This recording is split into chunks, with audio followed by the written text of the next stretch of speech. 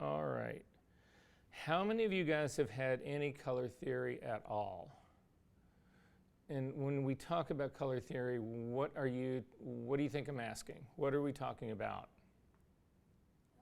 Are we talking about the emotional connection of color? Are we talking about the emotional impact of color?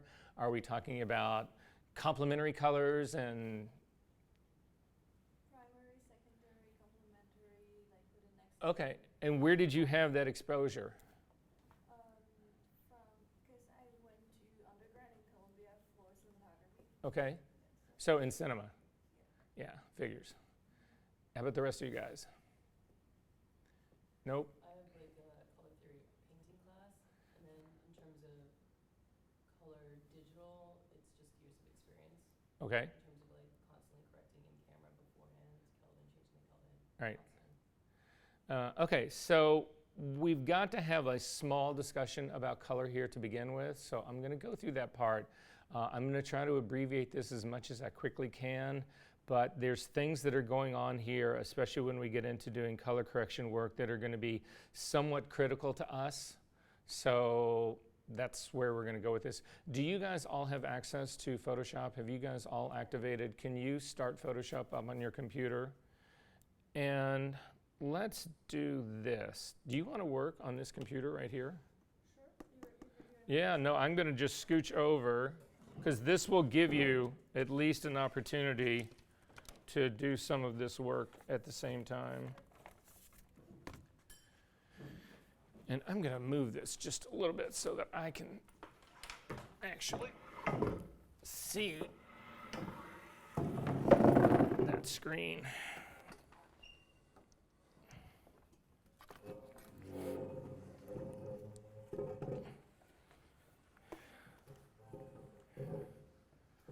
Perfect. All right. So you can get on this guy.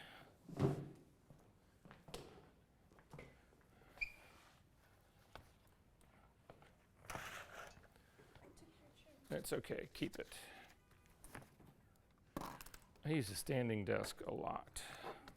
Would it be better if I worked on a file with color, even if it's not like what I'm currently working on, just to be able to... Right now, I don't need you to open a file at all. We're going to work with a synthetic file in Photoshop, so you don't need to worry about that part yet at all.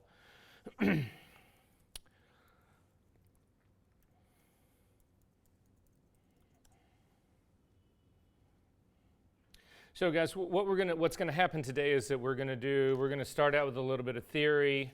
We're going to do some practical things, and then hopefully we'll have a chance to work on your files as well. And then finally, we might actually try to get upstairs and do some printing, but I need to get you through sort of all the steps of this to begin with. Are we okay on that? Okay, so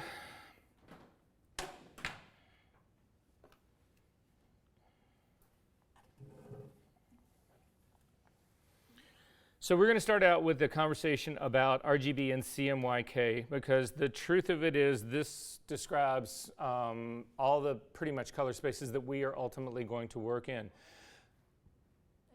No, that? Yeah, I'm just... Okay. And the reason they both matter to us is that when you are capturing stuff in a digital space, on a digital sensor, whatever, you're in an RGB world. When you're actually working on a monitor, you're in an RGB world. When you go to print things out, though, you're in a CMYK world. And ironically, when you're capturing color negative film, you're also in a CMYK world. So one of the first problems that we have right off the bat is that you guys, for the most part, who are shooting film, you're capturing in CMYK, you're converting it to RGB, you're refining it in RGB, and then you're going back to CMYK.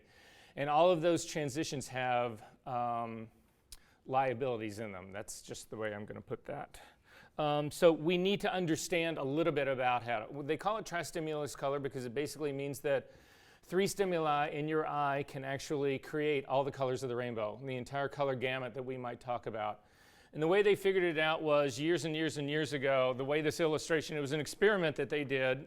This whole RGB thing, tristimulus color of RGB, is based on your eyes. They did research on how people's eyeballs actually see. You've got cells in your eyes that are sensitive to red. They've got cells in your eyes that are sensitive to green and cells that are sensitive to blue. And different combinations of those allow you to generate any color that you can actually see in the rainbow. So what this diagram is, it's a screen right here with a person looking through it. There's a shelf that comes out here. There's a target color in the bottom, meaning that this purple color is actually reflecting underneath this, and it doesn't spill up above this at all. And then there are 3 light bulbs up here. There's a red one, a green one, and a blue one, and they all have rheostats on them. You know, rheostats that make them lighter or darker. It controls the amount of red, controls the amount of green, and controls the amount of blue. And so the person who's sitting here looking through this, what they see is the target color underneath, and then they see this weird color up on the top. But by adjusting those RGB values, they can actually come up with the exact same color so that the color at the top is the same as the one on the bottom. Does that make sense to everyone? And it is the fundamental tenet of how RGB works and what we can then exploit. Are we good on that part? All right. So you deal with the additive primaries, and it is an additive system. This is an additive system right here. And what an additive system has is red, green, and blue are the primaries for this. The secondaries in here are cyan, magenta, and yellow. So you can see, if you imagine that there is 3 spotlights trying to hit this screen right here. There's a green one right here, there's a blue one right here, and there's a red one right here. Where those are sitting on their own, you get RGB, red, green, and blue. Where 2 of these cross, though, in the case of where green and blue cross, you actually get cyan. These 2 mix, and you get cyan. Cyan is a secondary color. Where the green and the red overlap each other, whatever, you get yellow. And then where the blue and the red overlap each other, you get magenta. Where all 3 of these overlap, you get a middle gray, or you get a neutral gray. If you do this at the maximum intensity of all of this, this ends up being white. Does that make sense, everyone? Are we good on that part? So this is the relationship that exists between our additive primaries, which are red, green, and blue, and the secondaries, the subtractive primaries, which are CMYK. Or there is no K in this, CMY. All right. So how dark is this whole process? How dark does it actually start with? I'm going to show you how dark. I really wish I had another computer in here. What's the darkest your computer screen can be? The darkest or just black? You turn it off? The darkest it can be. You hit it right on the head when you turn it off. So when you turn it off, that's as dark as it gets, right? So I am going to, let's see if I can actually get this up on this computer right here.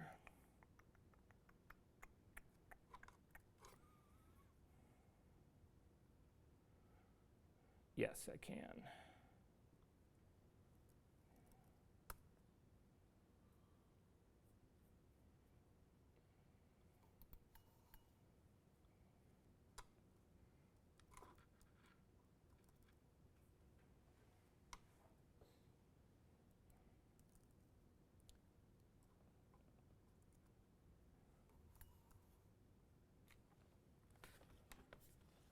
Can everybody see this screen right here? This is a black image in Photoshop that's actually then set to the black pasteboard in Photoshop. Is this as black as it gets? No. How does it get blacker? Turn it off. If I turn it off, there's no light coming through this. It's going to be the same thing. Oh, okay. Going to be the same thing. There's no energy coming into this at all. So it'll be the same as turning it off. Okay. Is this as dark as it can get?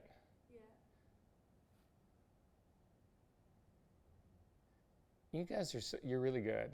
It usually takes people in my class at least the first week or 2 to know that they're being totally set up by me and that no. And then people just don't want to answer because they're just like, no. This is not as black as this could be. I'm sorry, what's your name again? Daniel, can you do me a favor, Daniel, and close the window, the blinds over there? I want you to watch this screen. Did this get darker? Yeah. Why? Because it didn't reflect as much light. Exactly. The room got darker. This got darker, right? So when we're thinking about dealing with color correction, whether it's in Lightroom, whether it's in Photoshop, it doesn't matter what it is in, you have to realize is that the black point of your image is controlled by the environment. the darker the room is, the darker this screen is. So I have seen people start to work in a room like this with that window open just like it was before. It's really light in here. And as a consequence, you have a black point that you're trying to adjust your film for, your files for, all of that kind of stuff. But then the day goes on, and they keep working diligently on it, and they're on a mission. I am going to finish this stuff. I'm going to make sure I do it. They are on a mission, whatever. And it goes into nighttime. Well, the room is much darker at night, so their black point is shifted. What did you do to make that change? Did your file shift? No, but the image on your screen shifted. So all of a sudden, in the daytime, you are actually putting curves on your stuff to make your images darker, and then at night, you're actually changing those to make them lighter because you are trying to hit a moving target. So the first thing that we have to do when we talk about color is that you need to think about shutting the room down. It needs to be one constant and unchanging source. And it needs to be relatively dark. So if you're going to get into serious color correction, you need a room. This room would be way too bright. The rule of thumb, I've given you a PDF, and one of the PDFs in there talks about environment and calibration. And the environment, you can actually go in with a light meter into a room, and you can measure the level of light in a room to know if the room is dark enough. However, there's a better rule of thumb, or I just think, again, somebody who walks around with a light meter is just a geek, even though I've got one sitting right over there. The rule of thumb is that you want to be able to navigate the room and not trip on anything. So, for instance, you do not want to have this room so dark that you would trip on these chairs. You want the room light enough to navigate, but dark enough that you can get a decent black point on your computer, because otherwise you are guessing. So this not only affects color, but this affects tone and contrast. Does this make sense to everyone? So that's how we set the black point. There is another problem that exists in this. Now, most of you guys right now would be okay in this, myself included, however, not really. Would it be a problem if I were to sit down and retouch and this was the color t-shirt that I was wearing? This is the color of my t-shirt. I'm wearing this bright orange t-shirt. Would that be a problem? I'm going to sit down at my computer and I'm going to start retouching. Yes, I am going to add orange. Who thinks of that? Do you retouch only in neutral colors? No, but you should, right? Because this is going to kick orange into my screen. To combat the orange, I start pumping in blues and cyans to compete with it. I get my screen looking great, but the problem was never in the file. It was always in the screen. I got to shut the screen down. I got to kill that influence. So for me, it's blacks or dark grays. What about the room? Columbia and their infinite wisdom. Can you believe how, you guys, some of you have been here before in undergrad, right? But most of you guys, this is your first year here, right? Can you believe how fucking ugly the color in all those lobbies by the elevators is? That blue is just an abortion. Can you imagine being in a room like that and having to retouch and do color work in a room that's got those color walls? So at any rate, people who are really, really crazy about this stuff paint their walls what's called a Munsell 8. It is the neutralist, darkest of colors that you can actually have. If you really care about your retouching, that's the environment that you want to get into. Now, people ask me this all the time, Verser, how do you do this in your own office, right? What I do in my office is I go to Joann Fabrics. You can get blackout roller blind. You know roller blinds, the things that pull down and go back up again. They're sort of like that, shade thing. You can buy fabric there. The fabric is actually impregnated with rubber. So it's 100% light proof. Light will not get through it no matter how strong the light is, whatever. And I simply thumbtack those over my windows. Or in a lot of cases, most windows like these windows right here, they're surrounded by metal studs, so you can just use magnets, and it'll just hold it on there, and I cover my windows and I retouch, and then I open them back up again when I want to see. But on some level, you guys have got to shut this variable part down. That's going to be the biggest issue that we deal with all today, is trying to deal with variables and trying to eliminate them. So for those of you who print in the darkroom, I was saying, see, this light has just come up. My black point my screen just got a whole huge amount lighter here, but my file hasn't changed at all. That is a problem. So for those of you who print, I was thinking about this the other day. I had my very first darkroom. My older brother he had gotten into it, And we built a darkroom. I was 9 years old. And so I went into a darkroom, and so we're going to do this in printing black and white. That's what I'm going to give you guys right now. I would go into print black and white, and the very first time I would do it is I would go in, and I would put a piece of paper in the enlarger, and I would hit it. I would guess at how much time. That's how most people do this. I would guess at how much time to expose the paper. I would pull it out, and I would throw it in the developer, and I would watch it come up in the developer. When it got just to the point that I thought it was dark enough and properly done, I would yank it out as fast as I could and throw it into the stop bath to stop that process. And it was a horrible way to print because I had too many variables going on in here.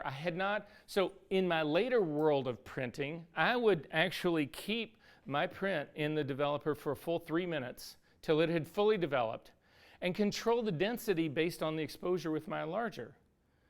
That's one variable that I can control. But if you are just guessing at both of them and like, oh God, it's getting too dark, and throw it into the stop bath, whatever, you've got too many variables going on. You'll never get reproducibility. You'll never get full saturation of the color or your tone, whatever. That's just simply not a way to do it, right? It's the same thing exists here. If we have more than one variable to change, we are doomed because you are working in a world of multiple variables that are constantly changing. Does that make sense, everyone? Yeah. Okay. What's the name of that neutral color? The paint, if you're going to paint your room, it's called a Munsell, M-U-N-S-E-L 8, the number 8. Okay, so a couple of other things that we need to deal with really quickly here, guys, and then again, I'm going to blow through most of this. So we've already talked about this. Red, green, and blue are the primaries. Cyan, magenta, yellow are the secondaries. It is an emissive system. And what that means is that we start with black. So think about your monitor when your monitor is turned off. And what happens is when you turn it on, energy starts to be applied to this. And the brighter your monitor gets, the more saturated the color your monitor gets, the more energy is coming out of your monitor. You start with 0 and you start moving up. And when you get to the maximum part of it all, you're at pure white. You've burned your eyeballs out because your brightness is set way too high on your computer. Is it hot in this room? Should we move to another room? Okay. I walked in here, all the windows were open, all the lights were on. It was like a cooker in here. All right, okay. Wait, did you just say the brighter it is, the more saturated it is? It can be, so we're going to talk about that in just a second. So at any rate, it's an emissive technology. Monitors are a perfect example of that. You start with black, no light. You actually then add proportions of RGB to get any color that you want, and then equal amounts, and this is a really critical takeaway from here. One of the number one things to take away from this class today is that equal amounts of RGB equal gray. Why is this important to us? How do you guys color balance? Do you just go in and start looking at your files and just guess? Say, oh, that looks a little too red, that looks a little too blue. Neutral point if you have one, and you can do that, and it's because of this principle right here, because anything that's neutral in your image should have equal amounts of RGB, and we leverage that to do your initial color correction. And so white actually equals RGB at its maximum intensity. It's what we're looking at right in the very middle. So how black is black? We've already talked about that. Black is, again, the absence of any energy. If you turn your computer off, your screen can't get any blacker than that.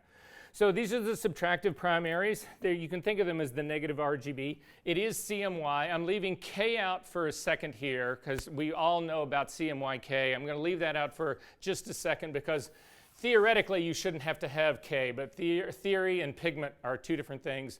So cyan, magenta, and yellow in this case are the primaries. And also in this case, if you mix your primaries, so again, we're talking about ink now. If you mix the primaries, what you've got basically is you start with a magenta ink, a yellow ink, and a cyan ink. Where magenta and cyan combine, you get blue. Where magenta and yellow combine, you get red. And where yellow and cyan combine, you get green. Where all three of them combined at their maximum intensity, theoretically, you should get black, but you don't. Why not?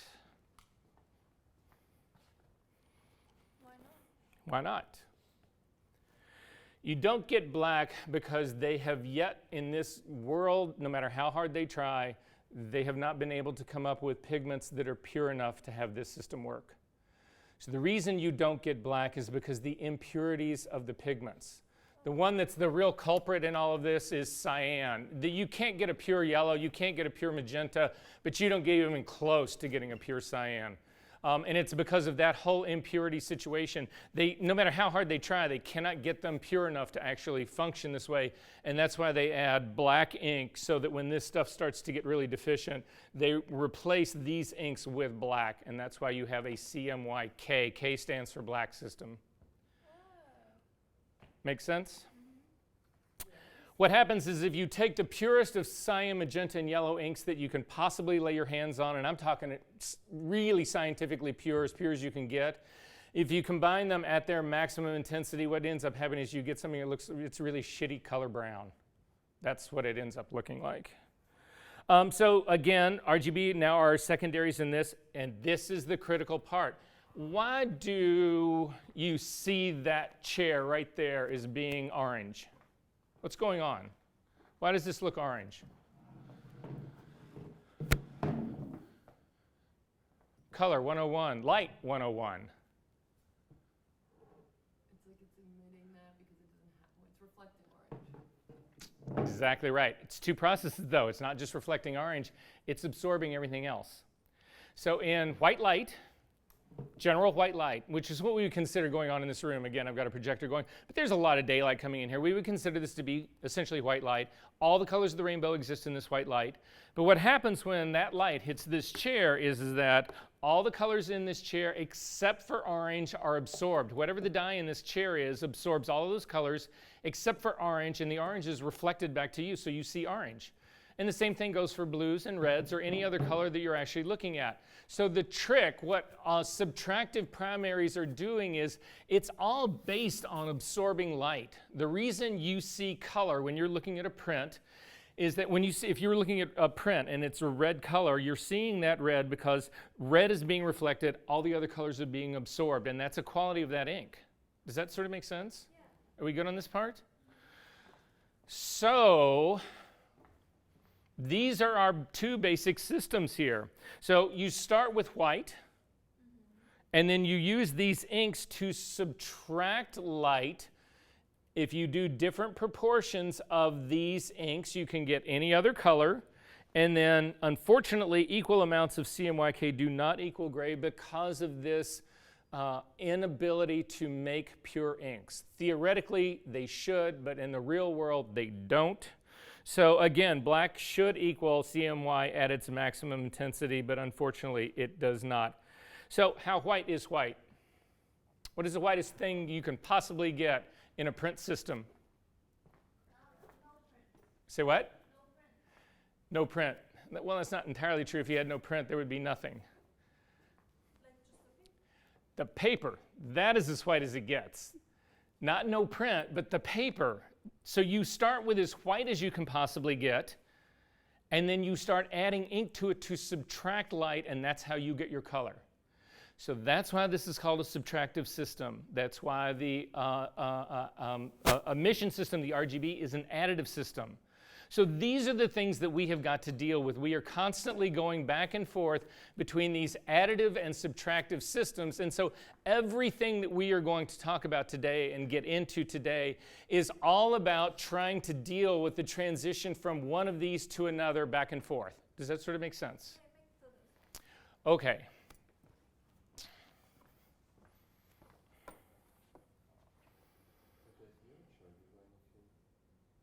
There's an extra one right here. Yep. Does it belong to anyone? I don't know. Maybe someone. It's been here for a long time. You got one? Okay.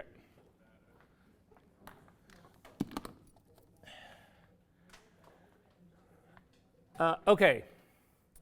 So,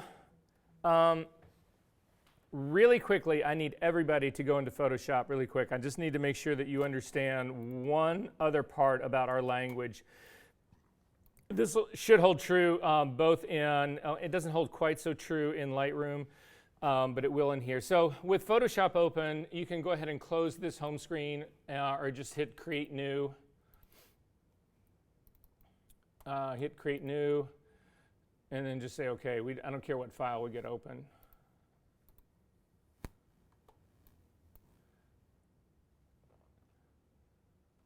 Yeah, and just click that. Fine, open that. It's fine. It's very slow. I can't believe it's that slow, but I guess it is. All right, come up to your case. If you guys, it's not going to look like my screen at all, but come up to your workspace, come down to Essentials. That's fine. Okay. Yeah, that's really all I wanted to get up here was this. Except you don't even get to see. Oh, God. Let me see this really fast.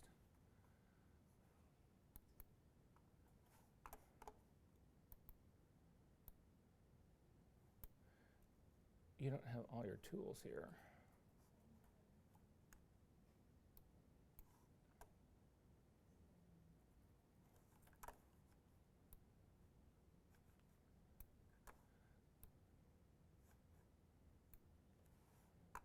There they are, at least down here. You need to click on this guy right down here, that color picker. So I want everybody to click on the foreground color. It's this little guy right down here. It's at the very bottom. And just, it brings up the color picker. That's all I wanted anybody to do is to bring this up. So with this color picker up, you can actually see there's a series of radio buttons. There's 4 groups of here. There is an HSB group, there's an RGB group, there's an LAB group, and then there is a CMYK group. Has everybody got this guy open? Yeah. Okay, if you click on the radio button next to the R, you will see that the color next to it becomes the R value. So I want you to make sure everybody that there's zeros in your RGB. So make sure you've got a 0 for your red. If you select the red, hit in 0. If you hit the tab key, it'll take you to the next green input value. Make sure that that's 0 too. Hit the tab key one more time and put 0 in for blue. That indicates a black color. That's the color that we're looking up right up here.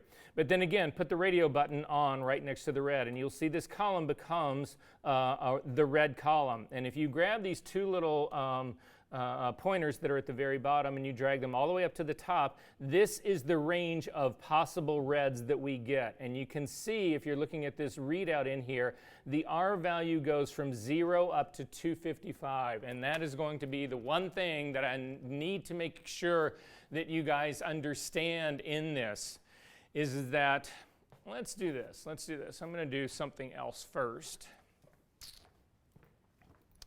Drag that all the way back down again and click on the B instead. So the B is, we're not going to talk about color now, we're just going to talk about tone, the range of tones that you have in a Photoshop file. So if we start with 0 down here, you can see that we have black.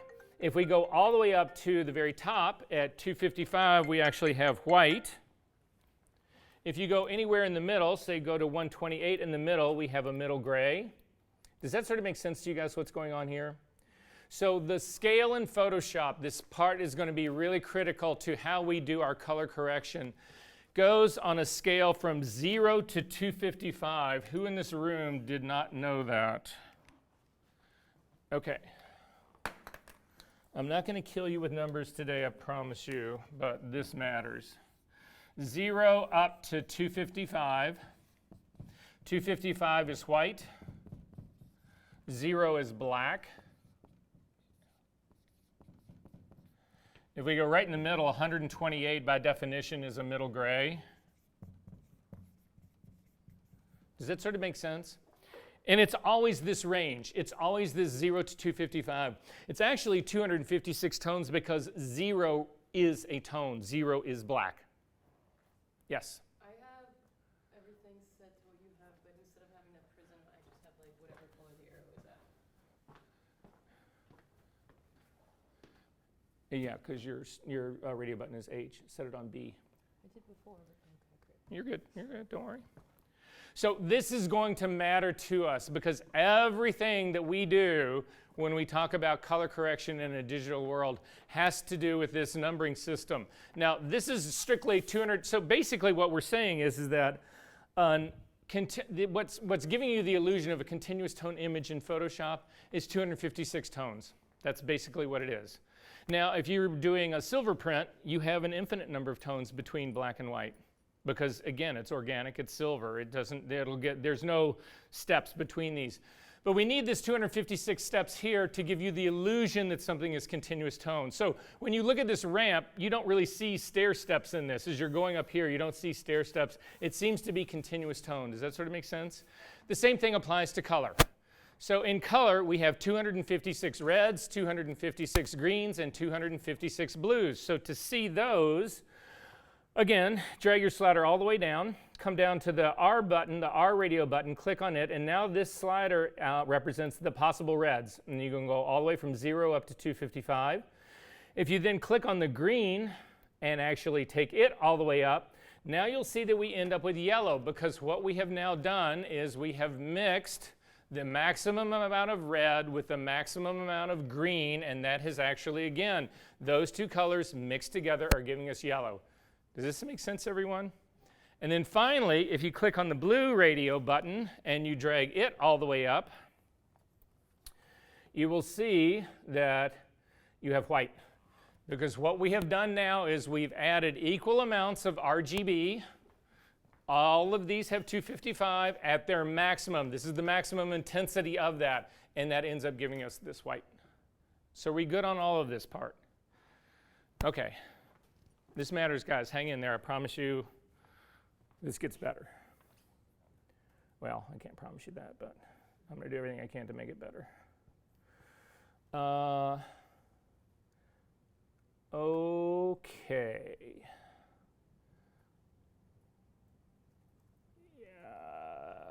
No, I'm not going to go through this there. So this is what most of you guys are used to seeing. This is what everybody painted in 7th grade, isn't it? Didn't you guys all do a color wheel in 7th grade art class? I did, right? Yeah. In college too? Intro to painting. Oh, intro to, oh, okay. Oh, that's okay. But the rest of you guys basically know the color wheel, right? Okay, and so the color wheel is exactly what we've been talking about now. We have primaries, we have red, green, and blue. They're as far from each other as they can possibly be to give you space for the secondaries, which are in between. Does this all make sense? And here in the middle, as you start to mix complementary colors, so this is now what would be complementary colors, because in the color wheel system right here, the complement, the opposite of red is cyan. Also, the opposite of green is magenta, and the opposite of yellow is blue. And as you start to mix complementary colors with one another, as you start to get into the very center, you end up with no color. You end up with no saturated color. You end up with gray in the middle. Does that make sense? Yeah, it makes sense. Right? So what's missing from this? It's not just black, it's white as well. I'm missing brightness in this. And that's the biggest problem that we have in this world here, right here, is that you cannot describe color in a two-dimensional world. Color is three-dimensional. It functions like a room, like a space. Color lives in a space because this is not enough to describe the entire range of color. Does that make sense? So in order to fix that, what they actually do is they flip this. They take this color wheel, they flip it on its side, and then they extend. So if you imagine this is, now this is a 2D, but try to imagine this is an illustration, a 3D illustration. This is now the color wheel in the middle with a cone on the top and a cone on the bottom. And as we start traveling up to the top of the cone, things get lighter and lighter and lighter until you get to the very top where it's white. And as you start traveling down, as it gets darker and darker and darker, finally down here at the very end, it's black. Does that sort of make sense? It's how we bring the brightness dimension into our color wheel. So now this allows us to describe all of those colors, the entire range. Does that sort of make sense? Okay, so I'm going to show you guys something. You can actually go home tonight. You can get all fucked up and do this, and you will love this. So I need everybody to go back out to their Finder, go to your application folder, go all the way down to the bottom to the Utilities folder. Wait, Applications. Yep.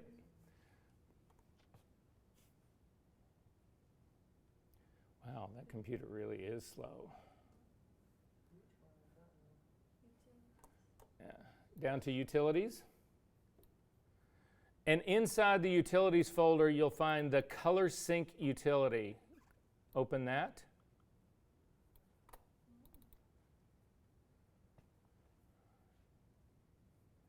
And inside the Color Sync utility, the window will open up. There's a series of tabs that run along the top. You do not want to pick the Profile First Aid. You want to pick the one right next to it that just says Profiles. it wouldn't open. Click on Profiles. And then open System. So open up the system, and inside this system, you should see Adobe RGB. I'll have a whole lot more profiles than you guys do, but you should be able to find Adobe RGB. Can everybody find that guy? Click on it. And what you'll see right here next to it is a three-dimensional generated version of the space that is occupied by Adobe RGB. If you click on this, you can move it around. If you do a hit of ecstasy and put on some Pink Floyd, you can do this for an entire evening. But what we've got going on here is exactly what we just described. There is the color wheel. If you imagine this like is oriented like a globe would be, then you've got white at the North Pole, black at the South Pole, and then around the equator is where you've got all of your color. And that's basically what we've got going here. Does this make sense to you guys? So this is what... So how many of you guys, when you go to print your stuff out, how many of you got, oh, that's a loaded question. I'm going to just move on from that one. Never mind. Okay, just wanted to show you that color really does occupy three-dimensional space like this. So we're almost through with this part, guys. Yeah. So this is what we're going to try to deal with and get done today. So in dealing with all of this color, in dealing with moving color and shifting color around, one of the problems that we have is what they call device dependence. And what device dependence means in a nutshell is this. Every single eyeball, human eyeball that exists, is considered device dependent. Your eyes see color different than my eyes. There's a slight bias. Now, it's really hard to map that, but there is nonetheless one. I see color slightly different. As a matter of fact, both of my eyes see color slightly different than each other. However, but we all know this. Every computer monitor sees color slightly differently. Every camera sees color slightly differently. They all have biases that are built into them. And as long as those biases exist, we cannot have predictable color. And it's the thing that you guys are fighting. So what happens with you, when you are shooting digital, and again, I'm just going to frame this as digital. We will deal with the film issue because they'll come up. But if you are shooting digital, it starts out with a bias in your camera. Your camera, the color it gives you is not really the true color of whatever it was you photographed. And then that comes into Photoshop, and you bring it up on your monitor, and your monitor lies again. So now you have two layers of lying about the color. But then finally, you go to print this thing out, and your printer has a color bias as well. So you've added the third lie on top of it. How can you expect to get predictable color if everybody's lying to you? Your camera lied to you, your monitor's lying to you, and your printer is also lying to you. Does that sort of make sense? So what we need to do, the system that we are going to go for in this class, is to remove those lies. And you do that by what we call profiling. And so what profiling means is this. I'm going to show you an example up on this board here. You guys can see this board, right? Okay. So I'm going to show you an example to do this with a monitor first, because it's the easiest one. It's the one that most people are comfortable with. And then we'll actually go through. We are going to profile all three of these systems. I'm going to show you how to do it so that you guys can then do it on your own for now and evermore. But even ignoring, so basically what's going on here is this. This is a scanner, this is a camera, either one. You can actually profile scanners as well. We are actually going to bring this into what we call our input software. This would be Camera Raw, this would be ViewScan, this would be C1 Pro, this would be Lightroom, whatever this is. We need to make a correction between the camera and this. We need to remove the bias of the camera. The lie of the camera needs to be removed at this stage of the game. Does that make sense? Then we come into this. This will actually bring us into Photoshop. We're going to talk about Photoshop. It's a different kind of space. But once it's in Photoshop, this would be considered sort of like central home. As we then go out to a monitor, we actually generate a monitor profile to remove the lie of the monitor. And then for each and every printer, we actually go through a profile here to remove the bias of each individual printer. Does that sort of make sense?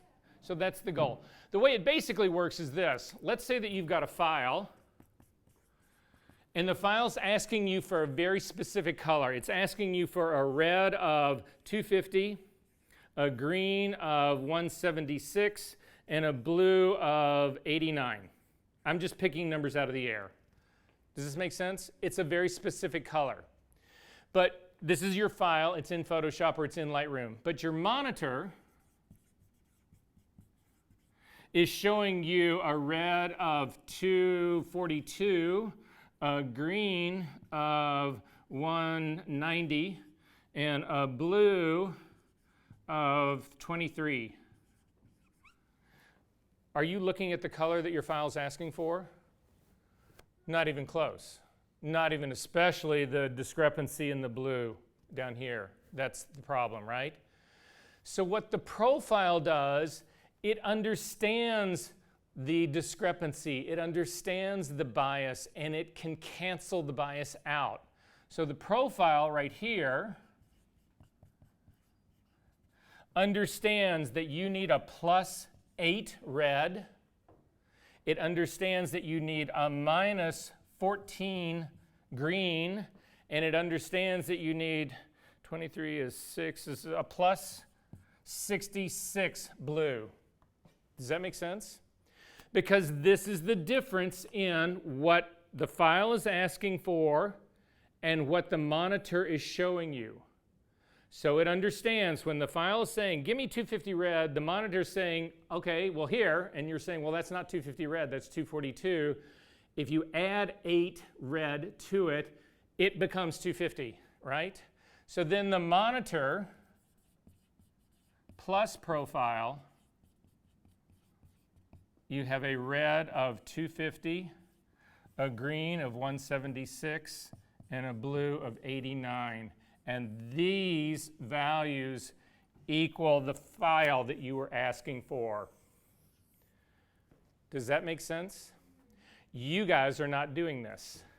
You guys are getting this and then fucking trying to correct it using viewing filters and print after print, and oh God, I need to make it, okay, I need to make it a little bit more red, but now my blue is way off, so I've really got to really crank the blue up, but then that screwed up all of my green, whatever. Who wants to fuck with this like this?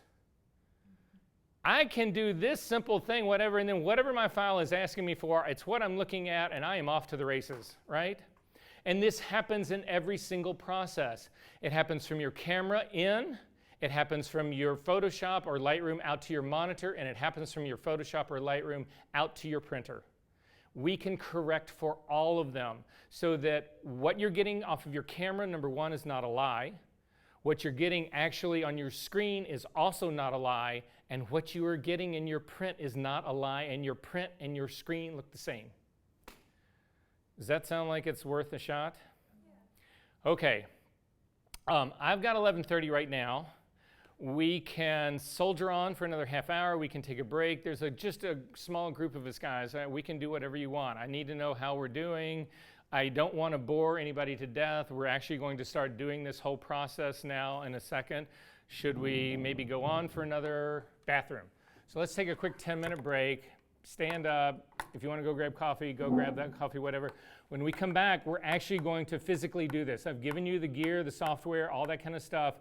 If you want to actually profile your camera, we can do that part now. Again, it's only a digital camera. You can't profile a film one. But do a quick bathroom break, grab something to drink, come back, and we'll actually start that process. And if we can get through a couple of these, then we'll be in really good shape. We'll grab lunch pretty quick and then come back, and we will be ready to do color correction on files, printing, that kind of stuff will be pretty good to go. Are there any questions about this, though, so far? As you get where we're sort of heading in this? Is this news to all of you guys, to any of you guys, some of you guys?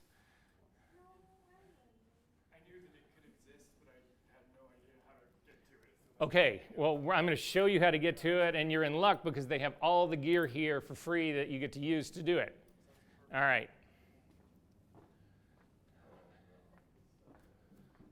Hey, Mercer? Yeah. You know how like you open up 365 and it's like, you have access to download the suite? Yes, Suite? you do. Do we not have access to like actually use it, just to view with it? upgraded from my working bootleg version. Right. And now it says my ID doesn't give me access. The account that we have doesn't give us access to edit, just to view it. So you can't actually use it. You can just view things. Are you talking about the software, the online versions of the suite? I downloaded Suite. Hang on one second. I'm just going to stop this recording and I'll come right over there and we'll take a look.